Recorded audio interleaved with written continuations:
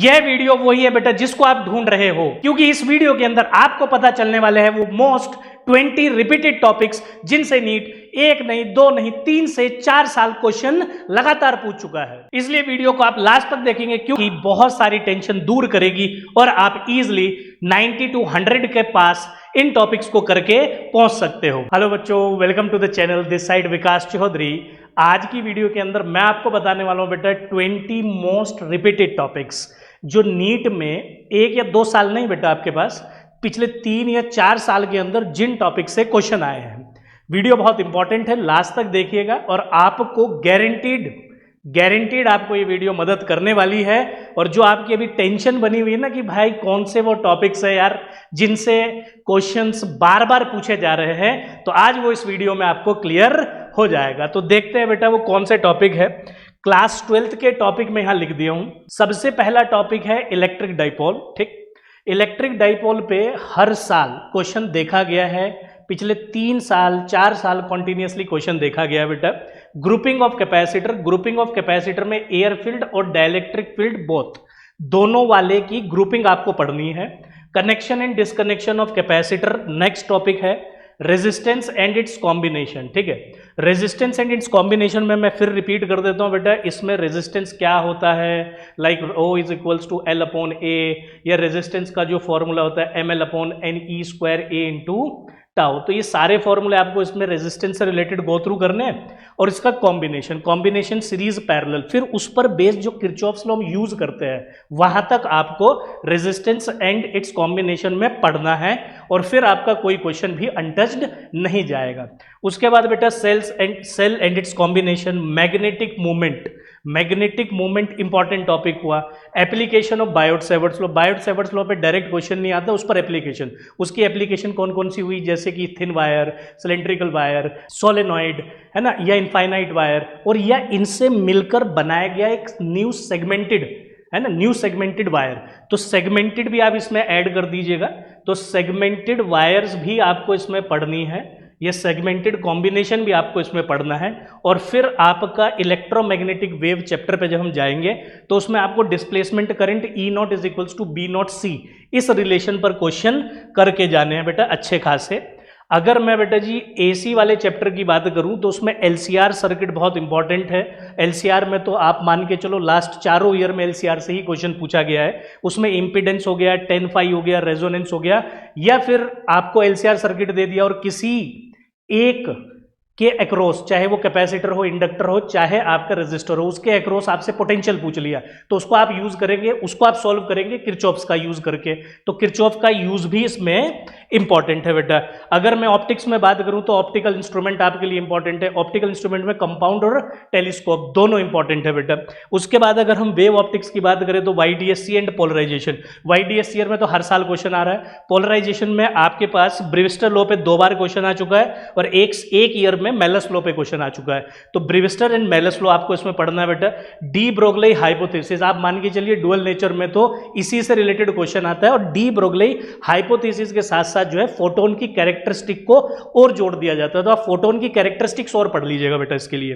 ठीक है, तो आपका मान के चलिए डुअल नेचर ऑलमोस्ट आपका कंप्लीट हो जाएगा और आपको एकदम मस्त कॉन्फिडेंस आ जाएगा और उससे क्वेश्चन बनने की गारंटी भी आपके पास आ जाएगी बेटा। फिर D excitation of electron in hydrogen atom, ये एटम के अंदर आपको पढ़ के जाना है। अगर सेमीकंडक्टर की बात करूं तो बेटा उसमें 2 चीजें पढ़नी है। एक गेट्स पढ़ के जाने, तो आपको पता ही है गेट्स पे तो हर साल क्वेश्चन आ ही रहा है। उसके अलावा फुल वेव रेक्टिफायर पे भी क्वेश्चन बेटा बैक टू बैक ईयर्स में देखा गया है। उसके बाद आगे चलता हूं। अच्छा, ये सारा डाटा जो मैं आपको दे रहा हूं बेटा, और मैं बहुत ही प्रिसाइजली आपको डाटा दे रहा हूं, मतलब कि मैंने ये नहीं कहा कि 50 टॉपिक पढ़ो, आपको 70 टॉपिक पढ़ो। मैं आपको बोल रहा हूं 20 टॉपिक, और ये भी 20 टॉपिक वो वाले बता रहा हूं बेटा जिसमें 1 ईयर में नहीं, 2 साल में नहीं, आपका 3 या उससे ज्यादा 4, मैं 4 साल का एनालिसिस आपको दिया हूं बेटा। तो या तो 3 साल लगातार क्वेश्चन आया या फिर 4 साल लगातार क्वेश्चन आया है। ठीक है, और ये चीज अभी मैं आपके सामने प्रूव करूंगा। मैं स्क्रीनशॉट क्वेश्चंस के लगाया हूं जहां पर आप देख सकते हैं कि हाँ वाकई में ही क्वेश्चन आए हैं। अब 12th के अंदर तो बेटा काफी सारे चैप्टर्स हैं जिसमें प्रीवियस ईयर के अंदर आपका क्वेश्चन बैक टू बैक देखा गया है, पर 11th के अंदर ना ऐसे कुछ ज्यादा टॉपिक्स नहीं है जिनसे बार बार क्वेश्चन रिपीट हो रहा हो, है ना। तो कुछ टॉपिक्स है वो मैं यहां लिख दिया हूं, जैसे कि vernier calliper unit and dimension एक मेजरमेंट करके उसमें टॉपिक रहता है, तो वर्नियर कैलिपर और साथ के साथ स्क्रू गोज और पढ़ लेना, क्योंकि वर्नियर कैलिपर पे हर साल क्वेश्चन आ गया, ऐसा ना हो कि इस बार स्क्रू गोज पे क्वेश्चन आ जाए। और फिर इक्वेशन ऑफ मोशन, काइनेमेटिक्स की मैं बात करूं तो equation of motion 3 equation of motion के हिस्से में आती है। एक यूनिफॉर्म मोशन आता है, एक नॉन यूनिफॉर्म मोशन आता है, एक बेटा uniformly accelerated motion. Uniformly accelerated motion तो वही जिसमें वो 3 इक्वेशन अपन पढ़ते हैं। नॉन यूनिफॉर्म मोशन वही है जिसमें अपन डिफरेंशिएशन इंटीग्रेशन का यूज करते हैं। और यूनिफॉर्म मोशन बेटा वही जिसमें अपन distance equal to speed into time, acceleration को 0 और वेलोसिटी को कांस्टेंट लेकर पढ़ते हैं। तो ये तीनों आप पढ़ लीजिएगा, इस पे काइनेमेटिक्स में हर साल क्वेश्चन देखा जा रहा है। और अगर आपका ये तीनों पक्के हो गए ना, तो आप प्रोजेक्टाइल मोशन का अगर क्वेश्चन टकराता है तो वो भी आप कर सकते हो। पर प्रोजेक्टाइल मोशन पे क्वेश्चन तो आया है, पर लगातार 3-4 साल नहीं आया है। और मैं आपको कौन से टॉपिक्स बता रहा हूं जिन पे लगातार 3-4 साल क्वेश्चन आया है। फिर बेटा जी movement of inertia, rotational motion में मूवमेंट ऑफ इनर्शिया एकदम किलिंग है, हर साल क्वेश्चन आ रहा है बेटा जी। Gravitational field and acceleration due to gravity, ये टॉपिक बहुत इंपॉर्टेंट है।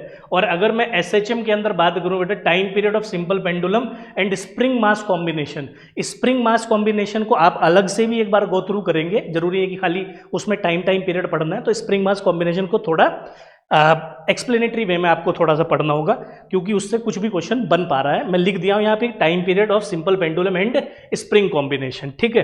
तो ये वो 20 टॉपिक्स है, मोस्ट रिपीटेड टॉपिक्स है जिनसे क्वेश्चन बेटा आए हैं। अब मैं आपको आगे क्या बताऊंगा, इसमें मैं आपको यहाँ प्रूफ दे रही हूँ, ठीक है। तो यहाँ पर बेटा ये प्रूफ है आपके पास कि इलेक्ट्रिक डाइपोल में आप खुद देखिए, इलेक्ट्रिक डाइपोल के अंदर 2025 में भी क्वेश्चन आया इलेक्ट्रिक डाइपोल पे, फिर 2024 में भी इलेक्ट्रिक डाइपोल पे, और 2023 में भी इलेक्ट्रिक डाइपोल पे क्वेश्चन आया। तो मतलब बैक टू बैक 3 इयर्स हो गए। फिर grouping of capacitor and air field के अंदर देखिए बेटा जी, 25 में क्वेश्चन है, 24 में क्वेश्चन है, 23 में क्वेश्चन है, ठीक है। आप इसको चाहे स्क्रीन को पॉज करके आप चेक कर लीजिए क्या क्वेश्चन पूछे गया है। उसके अलावा बेटा connection and disconnection of capacitor में 24 में क्वेश्चन है, 2022 में क्वेश्चन है ना, 2025 में क्वेश्चन है बेटा रेजिस्टेंस एंड इट्स कॉम्बिनेशन पर। रेजिस्टेंस एंड इट्स कॉम्बिनेशन पर देखो 2025 के अंदर 3 क्वेश्चन आए हैं, 1, 2 और बेटा ये आपका 3, ठीक है। वहीं पर अगर आप देखेंगे तो 2024 में भी इस टॉपिक से क्वेश्चन आया है ना, और आपके पास 2023 के अंदर भी इस टॉपिक से क्वेश्चन आया है। तो भाई बहुत इंपॉर्टेंट टॉपिक है। उसके बाद बेटा एप्लीकेशन ऑफ बायोट-सेवर्ट्स लॉ पे आप देख लीजिए, 24 में है ना, 23 में है और आपका 22 में है, बैक टू बैक ये रहे क्वेश्चंस बेटा। मूवमेंट ऑफ इनर्शिया में देख लीजिए, मैंने क्या बोला, मूवमेंट ऑफ इनर्शिया में तो हर साल क्वेश्चन आ रहा है। तो मूवमेंट ऑफ इनर्शिया 25 में आया है, 24 में आया बेटा, 23 में आया और 2022 में भी क्वेश्चन आया है। आगे चलते हैं।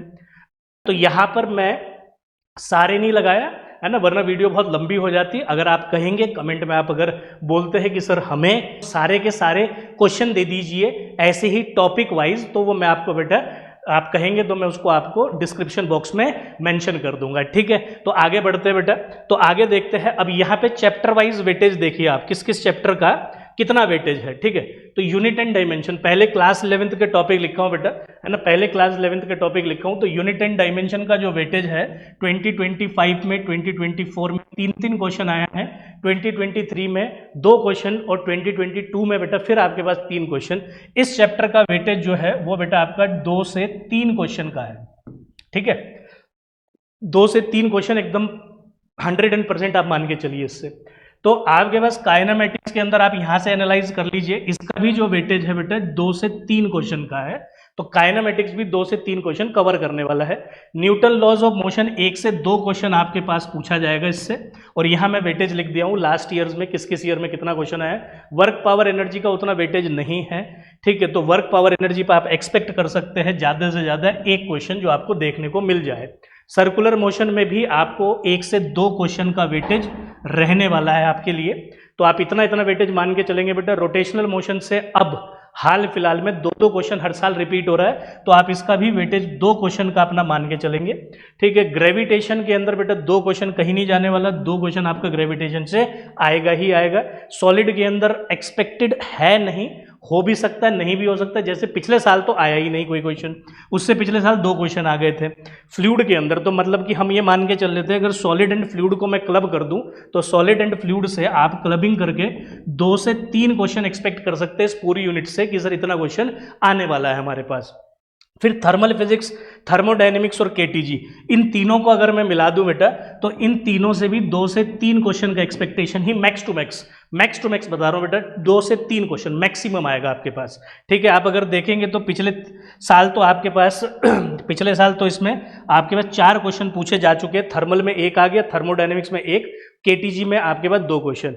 फिर वहीं पर अगर हम बात करें एसएचएम की बेटा जी, तो एसएचएम का जो वेटेज है वो आपके पास 2 क्वेश्चन कहीं नहीं गए एसएचएम से, और वेव से भी आप एक्सपेक्ट कर सकते हैं कि 1 क्वेश्चन कहीं नहीं गया बेटा। तो ये हो गया क्लास 11th के चैप्टर का वेटेज कि एटलीस्ट इतना तो भाई हमारे पास आएगा ही आएगा। अगर मैं पर चैप्टर के हिसाब से बात करूं, सारी की सारी चीजें जो मैं आपको बता रहा हूं बेटा डाटा ड्रिवन है और बहुत ही देखकर आपको बताई जा रही है बातें बेटा। इलेक्ट्रोस्टैटिक्स में कहीं नहीं गया बेटा, 3 से 4 क्वेश्चन है ना। आप प्रीवियस ईयर में देखिए 3 क्वेश्चन आया, उससे पिछले साल में 4, उससे पिछले साल में 4, उससे पिछले साल में 3। करंट इलेक्ट्रिसिटी पिछले साल 2 क्वेश्चन आए, तो इसका भी आप एक्सपेक्टेशन कर रखिएगा बेटा जी। इससे भी एक्सपेक्ट कीजिए कि करंट इलेक्ट्रिसिटी का वेटेज हाई रहेगा, 3 से 4 question. Moving charge and magnetism, ये भी कहीं नहीं गया बेटा, 2 से 3 क्वेश्चन।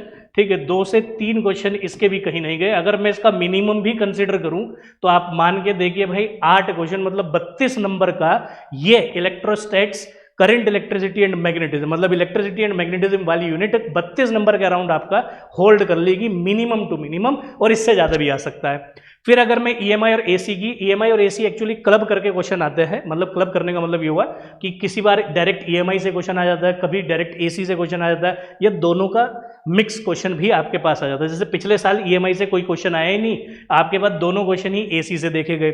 उससे पिछले साल बेटा दोनों से 2 और 1 का वेटेज था, उससे पिछले साल 3 और 1 का वेटेज था। तो आप मान के चलिए कि इससे 3 क्वेश्चन एटलीस्ट ईएमआई और एसी से मिलने वाला है आपको पेपर के अंदर। इलेक्ट्रोमैग्नेटिक वेव को अपन थोड़ा अंडर एस्टिमेट कर देते हैं, पर नहीं, ये बहुत ज्यादा कंसिस्टेंट है हर ईयर के अंदर। देखो पिछले 3 साल से तो इसमें 2-2 क्वेश्चन हर बार मिल ही रहा है बेटा जी। तो इससे आप इस साल भी अपना 2 क्वेश्चन का एक्सपेक्टेशन रख सकते हैं। और मैं आपको बता दिया हूं कि इलेक्ट्रोमैग्नेटिक वेव में डिस्प्लेसमेंट करंट और E not is equals to B not C पर ही मैक्सिमम क्वेश्चन पूछा गया है। रे ऑप्टिक्स की मैं बात करूं तो पिछले साल 2 क्वेश्चन, उससे पिछले साल बेटा 2 क्वेश्चन, उससे पिछले साल 3 क्वेश्चन, उससे पिछले साल 2 क्वेश्चन। वेटेज तो मैं यहाँ मार्क्स वाइज लिख ही दिया हूं, है ना, कि कौन से टॉपिक से कितना मार्क्स आएगा। मैं क्वेश्चन वाइज भी आपको बताते हुए चल रहा हूं। तो रे एंड वेव से आप 4 to 5 क्वेश्चन का एक्सपेक्टेशन कर सकते हैं। मतलब एटलीस्ट ये यूनिट, ऑप्टिक्स वाली यूनिट 16 और मैक्सिमम 20 नंबर तक आने की पूरी गारंटी है कि भाई इतनी तो आनी है। उसके बाद बेटा जी अगर मैं बात करूं डुअल नेचर की, डुअल नेचर में डी ब्रोगली हाइपोथेसिस और फोटोन कैरेक्टरिस्टिक, एक बार ऐसा हुआ है कि उसमें आइंस्टाइन की इक्वेशन पे भी क्वेश्चन पूछा गया है। बात आई समझ में? आइंस्टाइन की इक्वेशन पे भी क्वेश्चन पूछा है। और कई बार क्या होता है कि आप जैसे देखेंगे कि डुअल नेचर से 3 क्वेश्चन पिछली बार आए, तो 3 क्वेश्चन उसमें टोटली 3 टॉपिक है ना। डी ब्रोगली हो गया, आइंस्टाइन की आपकी इक्वेशन हो गई, और उसके अलावा फोटो इलेक्ट्रिक एक्सपेरिमेंट हो गया आपके पास। तो तीनों से ही पिछले साल तो क्वेश्चन आ गया बेटा, ठीक है। पर उसमें डी ब्रोगली बहुत इंपॉर्टेंट है। तो डुअल नेचर का वेटेज आप 2 या 3 क्वेश्चन रख सकते हैं। वहीं एटम का भी आप 1 से 2 क्वेश्चन का वेटेज मान के चले।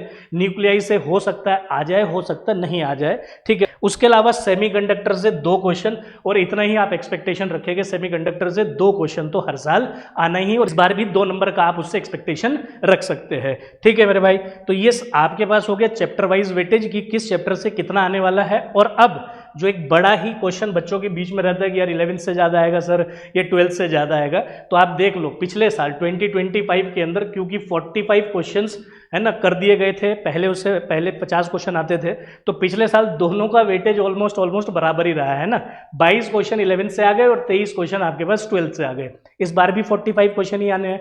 तो आप मान के चलो बहुत ज़्यादा डिफरेंस नहीं रहने वाला है ना। कहीं भी हमें ऐसा लगे कि सर एक में से आपका 15-16 क्वेश्चन पूछ लिया और एक में से ज़्यादा पूछ लिया, ऐसा नहीं। पर उससे पिछले साल 2024 में ऐसा हुआ था, क्योंकि उस टाइम पे 50 क्वेश्चन का वेटेज रहता था, है ना, 50 क्वेश्चन आया करते थे। तो उसमें से 11th क्लास में सिर्फ 20 क्वेश्चन आए, और ज़्यादा क्वेश्चन जो है 30 क्वेश्चन जो है आपके किससे पूछ लिए गए थे? 12th क्लास से, ठीक है। तो ये हमारे पास है कंप्लीट एनालिसिस। ठीक है बेटा, तो आपके लिए वीडियो जो है बहुत इंपॉर्टेंट रहने वाली है और मुझे पूरी उम्मीद है कि आपको बहुत हद तक आपकी प्रिपरेशन में मदद करेगी और एटलीस्ट आपको वो टॉपिक तो क्लियर हो ही गए कि जिनसे श्योर शॉर्ट क्वेश्चन आ ही रहा है। ठीक है मेरे भाई, तो आप चैनल को जरूर सब्सक्राइब कीजिएगा और वीडियो को शेयर कीजिएगा अपने दोस्तों के साथ। ठीक है, और फिर आपको अगली वीडियो में मिलते हैं, तब तक के लिए thank you and bye bye.